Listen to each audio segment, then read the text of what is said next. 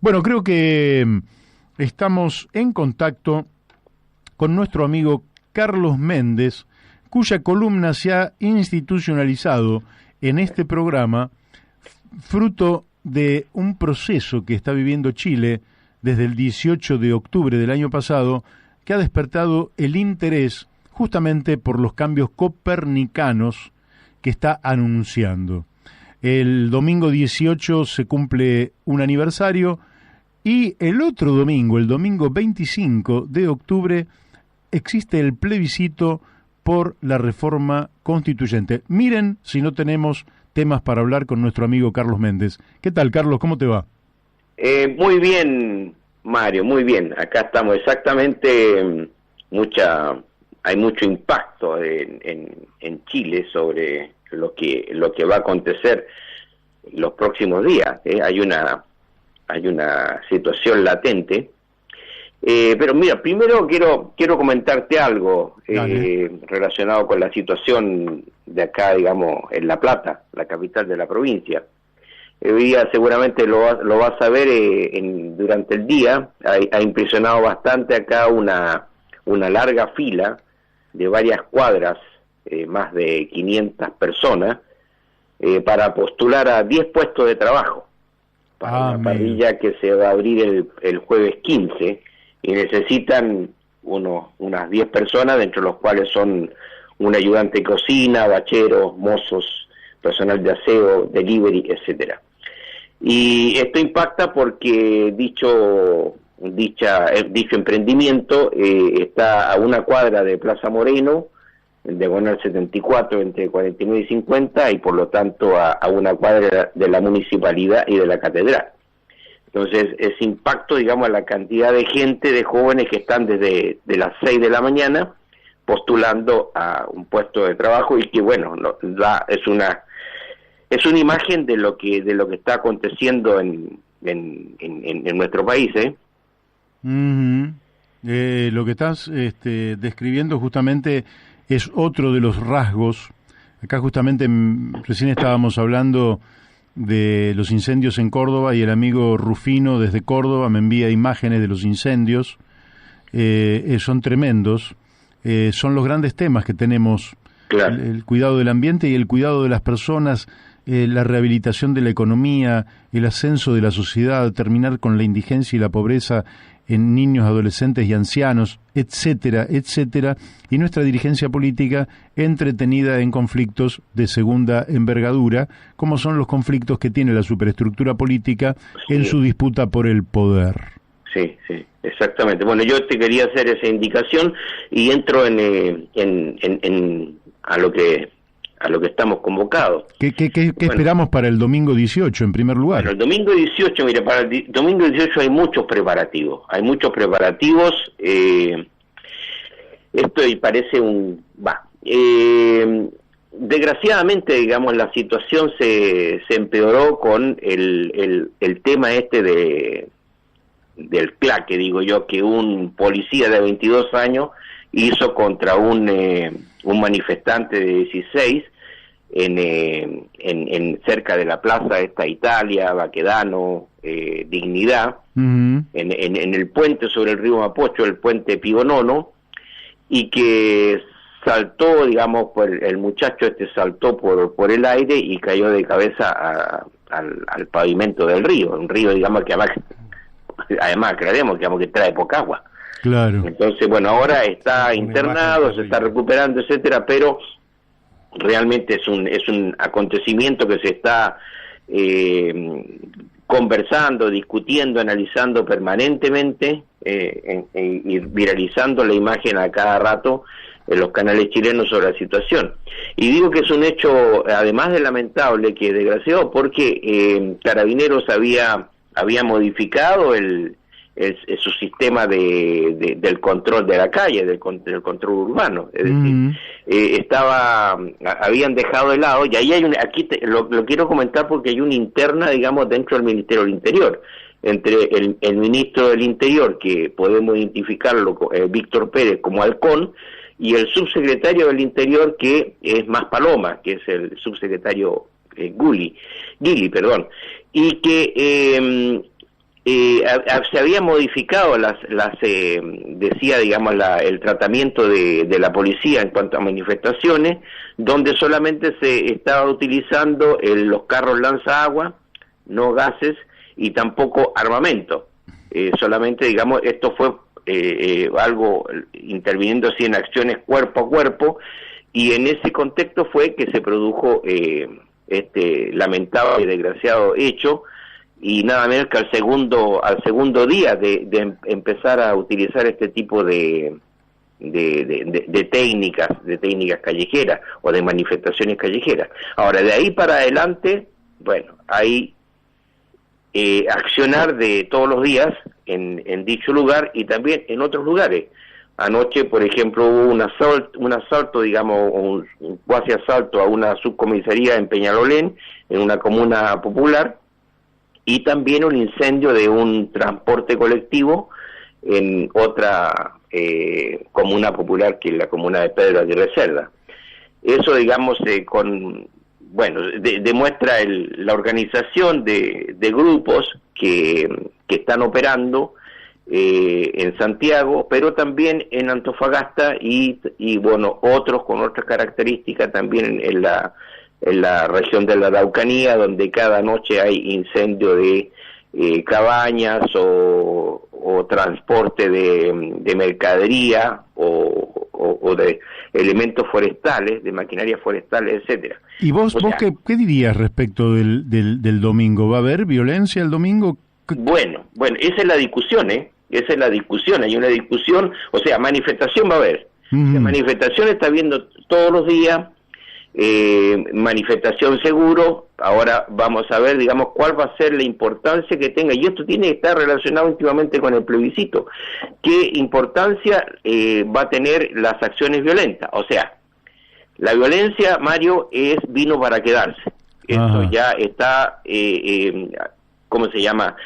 Instituido ya en el gobierno, el oficialismo, y también, digamos, en todos los movimientos y digamos, tanto en los partidos de la derecha como, digamos, los partidos opositores en general. O sea, es algo que está ya incorporado, y lo que hay que ver, digamos, es la influencia que estos grupos violentistas pueden tener en el plebiscito. O sea, uno podría decir, a mayor violencia, mayor votación del rechazo por una nueva constitución, puede ser como no puede ser, no me atrevería a aseverarlo, porque la verdad es que son grupos que están bastante marginados. Ya casi todos reconocen que no son más, para mí es mucho, no son más de 1.000 personas. Eso, claro, se puede aumentar, digamos, el día de aquel, pero vamos a ver qué importancia y relación puede tener con el plebiscito. Hay condena de todos en menor o mayor grado, hay condena a la violencia de todos los sectores políticos.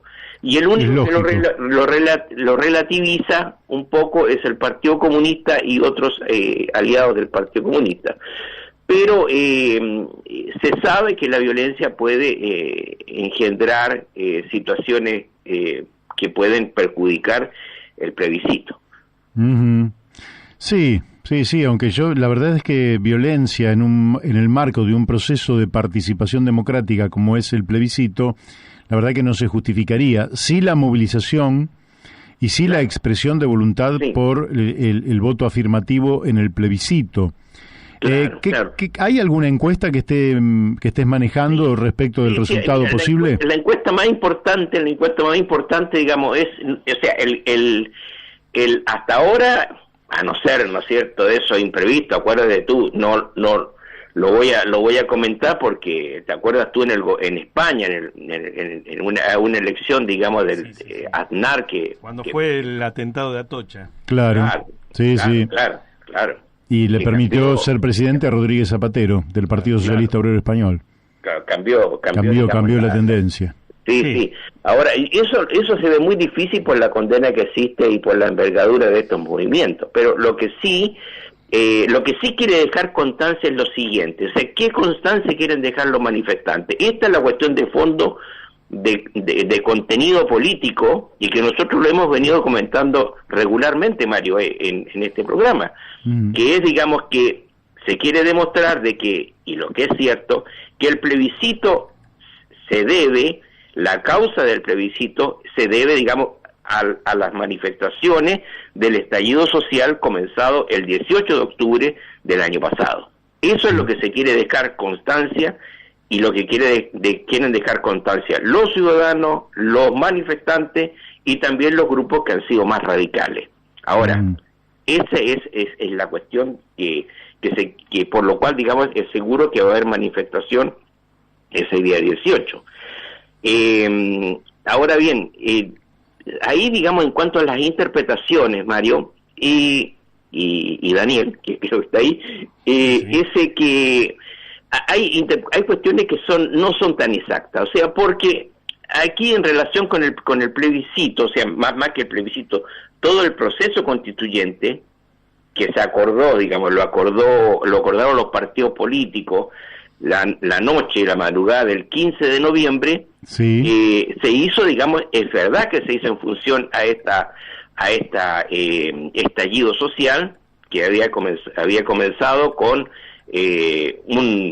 digamos, con situaciones muy, recordemos, acciones de mucha violencia, como digamos los incendios de alrededor de 20 estaciones de metro, vandalismo, etcétera, etcétera. Entonces la situación era muy, muy álgida a esa fecha. Incluso el día 12 de noviembre había sido una situación muy violenta en la noche, fundamentalmente en Santiago. Pero hay algo, Mario, que la gente no, o más bien los analistas políticos no quieren recordar. A ver. Como salida a esa situación violenta que se estaba ocurriendo, los alcaldes estaban proponiendo una consulta ciudadana municipal a realizar el día 8 de diciembre. Sí. Entonces había aparecido un actor político diferente a los actores políticos de los partidos políticos tradicionales y del Parlamento y del gobierno. Entonces, esas consultas ciudadanas donde ya se habían sumado más de 200 alcaldes, más de 200 municipios, de un total de 345, se iba a hacer, digamos, con cabildos municipales y que lograron hacerse más de 7.000 cabildos, es decir, organizaciones ciudadanas que iban a discutir cuál era el contenido el contenido que quería darse en la nueva Constitución. Bueno, entonces ahí se adelantó, digamos, en la clase política tradicional y llegó este acuerdo del 15 de noviembre, pateando, digamos, este plebiscito o consulta ciudadana que iban a hacer los municipios el día 8 de diciembre. Finalmente, y con esto quiero ir, digamos, terminando esta parte, dicha consulta ciudadana se hizo y se hizo posteriormente, el día 15 de diciembre, y participaron 2.437.663 electores, personas que votaron en los diferentes municipios. Ahora, eso fue lo que trató de evitarse, de que hubiera una respuesta ciudadana popular de parte, digamos, de los municipios. Ahora bien, hoy día todo esto son patos rengos, Mario, porque por un lado, digamos, los alcaldes están terminando su periodo de edilicio y las elecciones van a ser el próximo 11 de abril. Y entonces han perdido poder y están quedando todavía con mayor tiempo los políticos del Ejecutivo y los políticos del Parlamento, del Congreso, que también culminan su periodo o van a elecciones, digamos, en octubre del próximo año. Claro. Quiere decir que acá va a haber en Chile podríamos decir que ha habido un estallido que cambió un poco el estado de ánimo, la subjetividad de los chilenos, que se movilizaron como nunca lo habían hecho antes, hasta superar 2 millones de personas en la calle. Sí. Pero además de ese cambio, eso se va a terminar canalizando seguramente en una reforma constitucional, pero además de ese cambio subjetivo y constitucional, seguramente también habrá un cambio en la dirigencia política. ¿Qué nos podrías decir en estos últimos 2-3 minutos sobre si se visualizan los actores políticos de una renovación que necesariamente parece que se va a empezar a dar en Chile, sea en el orden nacional o municipal? Mira, el análisis que yo hago va a quedar, lo voy a dejar todo en interrogante, porque quien se esperaba que tuviera mayor protagonismo en la situación derivada del estallido social, en primer lugar ya vamos descartando a los alcaldes. Uh-huh. O sea, si dicho resultado hubiera sido como se esperaba, sin ese acuerdo que se logró en el Congreso, o sea, si la consulta ciudadana se hubiera hecho en todo el país el día 8 de diciembre pasado, hoy día estaríamos hablando por ejemplo, de Germán Codina, el alcalde de Puente Alto. Claro. Hoy día hablamos de Germán Codina, pero solamente como que el alcalde de Puente Alto, y Puente Alto como una de los municipios más castigados con la pandemia. Entonces, claro, está más bien ubicado en la cuestión sanitaria. Que bueno, otros protagonistas como el diputado de Renovación Nacional, Mario Desbordes, que fue inclinándose, digamos, hacia el centro, junto con la oposición, también está neutralizado porque Piñera lo puso, digamos, lo tiene designado como ministro de Defensa. Mm. Puede tener protagonismo también las próximas semanas si es que, y quiero, digamos, ver este asunto de la violencia, porque dentro de los preparativos que se están tomando es precisamente, digamos, están previendo, digamos, 300 lugares que van a estar protegidos, además que las Fuerzas Armadas son las que tienen que controlar, que se llama proteger el material, digamos, del plebiscito, el material electoral. Sí, sí. O sea que van a estar, digamos, protegiendo los lugares de votación, más otros lugares estratégicos, ¿no es cierto?, como digamos, rutas, agua, gas, electricidad, etcétera. Entonces ahí hay una respuesta por parte de este personaje. Pero como colectivo, de quien se esperaba un mayor protagonismo, Mario, y que no lo ha cumplido, es el Frente Amplio. El Frente Amplio, que logró un protagonismo muy importante en la elección de 2017, logrando, digamos, casi un 20% del electorado con su candidata Beatriz Sánchez y 20 diputados de 155, no ha tenido, digamos, la importancia, el protagonismo que se merecen en este tiempo. Y la ha fallado, digamos, la alianza que ha hecho o no ha querido hacer alianza con los partidos tradicionales de oposición o de izquierda, llámese Partido Socialista, Partido por la Democracia Cristiana, y tampoco ha consolidado una alianza con el Partido Comunista. O sea, bueno, quedan un montón de interrogantes, pero el tiempo se nos ha ido. Claro, bueno, esperamos, digamos, el próximo martes tener un panorama más claro, digamos, y que la menos violencia posible sea realizada. Así es, ojalá que sea una jornada que transcurra en paz, que los chilenos puedan encaminar todo esto al día del plebiscito, que el plebiscito canalice las energías de cambio y las ilusiones y aspiraciones del pueblo, y que todo sea para bien. Pero, en definitiva, esto que estoy diciendo es apenas una expresión de deseos.